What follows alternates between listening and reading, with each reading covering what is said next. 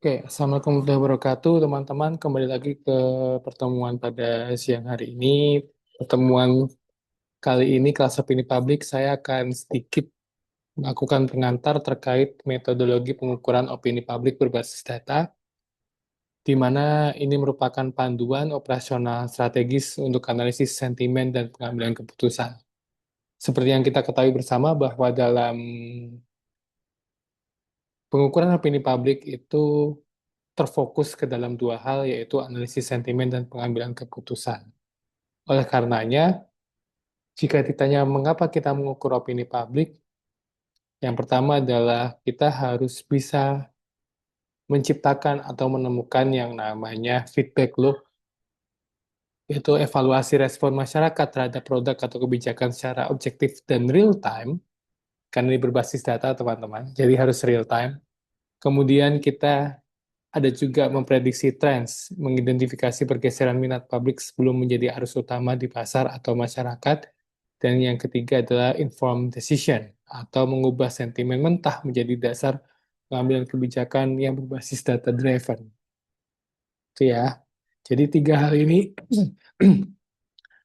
menjadi penting karena mengukur opini publik itu bukan hanya sekedar melakukan metodologi atau mengaplikasikan metodologi, tapi lebih kepada tujuan dari utamanya, yaitu informatization, feedback loop, dan predict trends.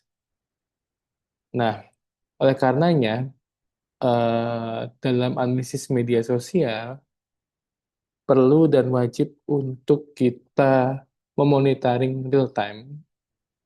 Jadi teman-teman tuh harus punya apa namanya, scraping dan analisis percakapan publik di platform digital, bisa mengidentifikasi influencer kunci, pemetaan sebaran geografis, dan analisis volume percakapan itu teman-teman harus bisa. Nah, caranya yang pertama adalah bisa menggunakan survei atau polling di dunia digital ya. Nah, pendekatan kuantitatifnya itu tetap menjadi standar emas untuk mendapatkan representasi data yang akurat dan populasi tertentu. Bisa sampling yang terukur, bisa random sampling atau stratified sampling, kemudian bisa menggunakan kuesioner terstruktur, dan validasi data statistik. Oke, kemudian bisa juga dengan opinion mining dan NLP. Jadi ekstraksi makna otomatis itu dari Natural Language Processing NLP untuk memahami konteks emosi di balik teks yang tidak terstruktur.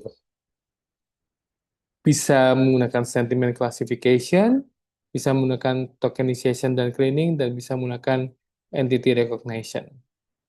Nah, perbandingan metodologinya, saya mohon maaf ketika saatnya memang eh, warnanya kurang kurang jelas ya, tapi akan saya coba menjelaskan. Dengan metode media sosial di berbasis data, kelebihannya adalah real time, volumenya besar. Tapi keterbatasannya adalah bias demografi pengguna, karena kita tidak bisa menentukan demografi pengguna secara secara terstruktur sekali, gitu. Kemudian kalau menggunakan metode survei polling, itu menggunakan representasi yang akurat, biaya yang tinggi, tapi waktunya lama. Lebihannya adalah representasi akurat, tapi keterbatasannya adalah biaya tinggi dan waktu yang lama. Kemudian opinion mining otomatis skala luas, kesulitannya ada sarkasme di sana. Keterbatasannya ada sarkasme dan juga kesulitan menginterpretasikan untuk dengan NLP atau opinion mining tadi itu. Nah, saat ini banyak hal yang bisa kita lakukan ketika kita menggunakan integrasi machine learning. Jadi menggunakan algoritma machine learning. Jadi prediksinya lebih akurat, memungkinkan kita untuk tidak hanya melihat masa lalu, tapi memprediksi reaksi publik di masa depan.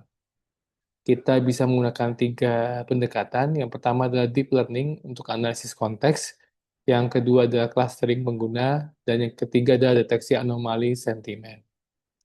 Nah, operasionalnya untuk multimodal berbasis data ini, yang pertama adalah data collection, itu mengambil data dari berbagai sumber, bisa API, bisa web, kemudian kita mengcleaning data tersebut, menghapus noise dan data yang tidak relevan, kemudian analisis, proses opinion mining dan statistik, kemudian ke insight.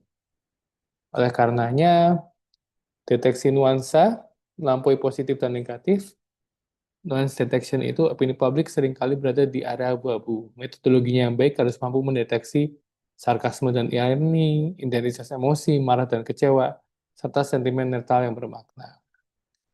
Nah, implementasi di dunia nyata apa?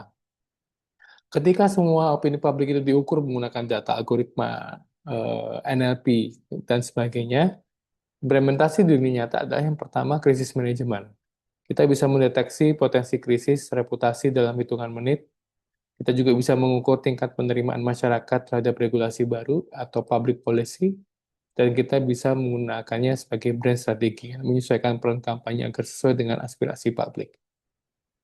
Nah, untuk teman-teman mahasiswa, mahasiswa saya terutama, yang pertama, biasakan untuk integrasi data. Selalu mulai dengan data yang bersih dan valid.